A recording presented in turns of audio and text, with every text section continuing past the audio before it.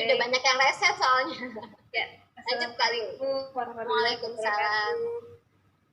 Baik, terima kasih Kak Novi, Kak Tiara, dan teman-teman yang memberikan kesempatan saya untuk menyampaikan sharing terkait dengan apa yang disampaikan pada hari ini. Jadi pernah anak saya usia kelas 2 itu usia mau 8 tahun, karena dia kelas 1 itu ya 6 tahun, kelas 2 itu mau naik kelas 3 baru mau 8. Nah, dia itu sempat cerita itu ada orang tua yang menyampaikan bahwa jangan minta apa makanan ke anak, ke namanya temennya begitu, karena kasihan dia kelaparan gitu. Orang tuanya bilang, anaknya bilang cerita ke saya gitu.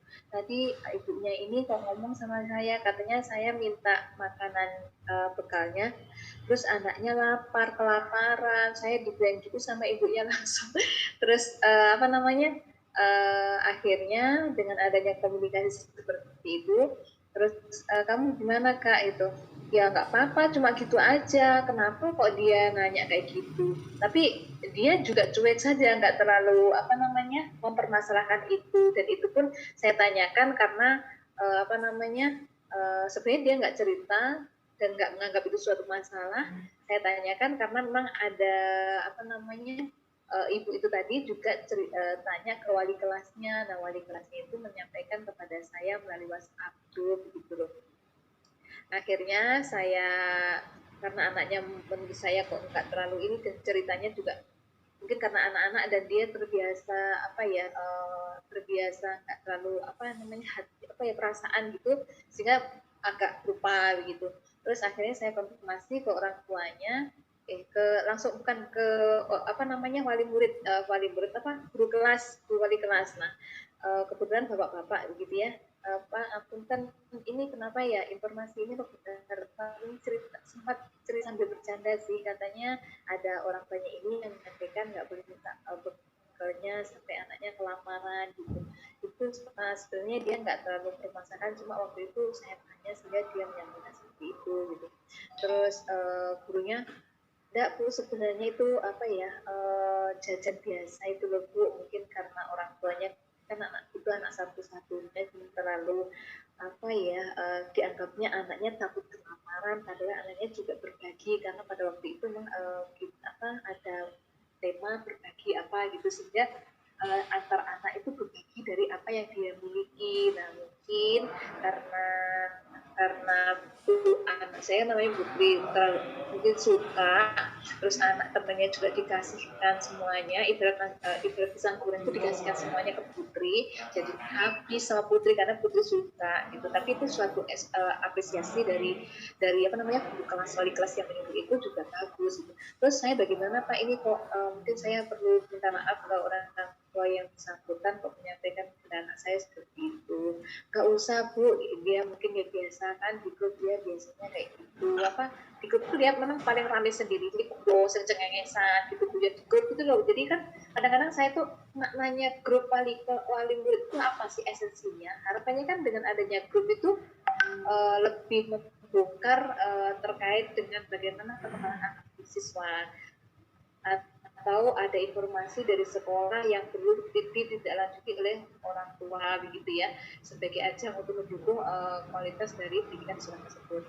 Tapi kadang-kadang yang menyimpang dari itu mayoritas, sehingga kadang pun akhirnya muncul suatu apa ya, akhirnya kesannya kok ada sesuatu masalah yang mungkin dianggapnya apa namanya dianggapnya besar, tapi kurang direspon begitu loh gitu. Nah dari masalah ini, terus nanti kan saya juga menyimak juga terkait dengan kita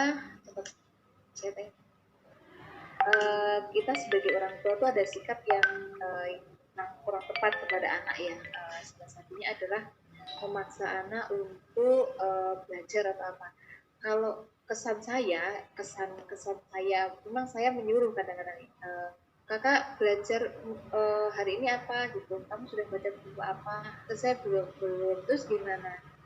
Iya ya, gitu langsung lari gitu. Jadi segala sesuatu sholat pun juga seperti itu. Kakak udah sholat tadi, sudah benar sudah sholat. Oh iya, gitu. Jadi sesuatu perbuatan baik pun kalau nggak diingatkan atau dikomunikasikan, kadang anak itu lupa dengan izinnya dia gitu. Nah, saya tanyakan di chat tadi, kadang muncul makna ambigu bahwa kita itu menyuruh anak itu seperti memaksa. Akhirnya kan seperti apa sih yang nggak memaksa gitu ya, karena mengingatkan anak itu kan agak mirip kata-katanya dengan menyuruh begitu ya, mengingatkan menyuruh gitu ya. Ini harus kita pahami ya. Jadi orang apalagi seorang ibu gitu ya yang membentuk membentuk apa namanya keluarga itu kan salah satunya adalah seorang ibu, al umum bersantun gitu ya.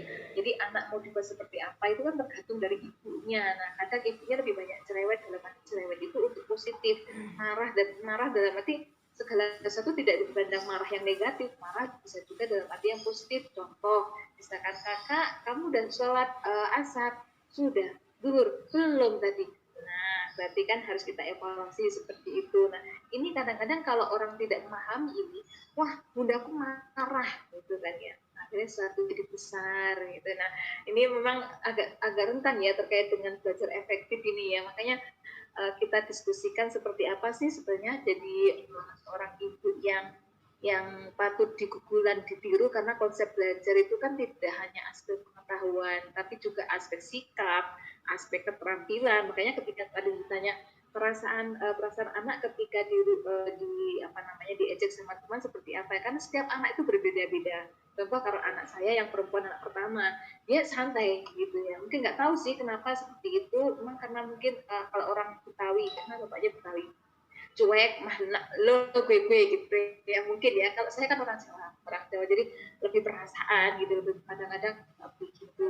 Nah, kadang itu juga nggak pas juga gitu. Nah kadang-kadang itu juga terbawa, budaya itu terbawa. Jadi ya itulah, jadi belajar itu tidak hanya pengetahuan tapi juga aspek sikap, keterampilannya, dan itu dibentuk oleh seorang ibu di dalam rumah tangga gitu.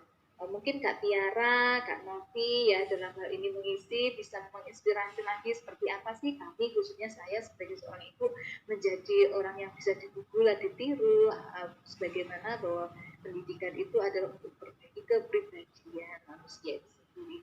Gitu saja, terima kasih.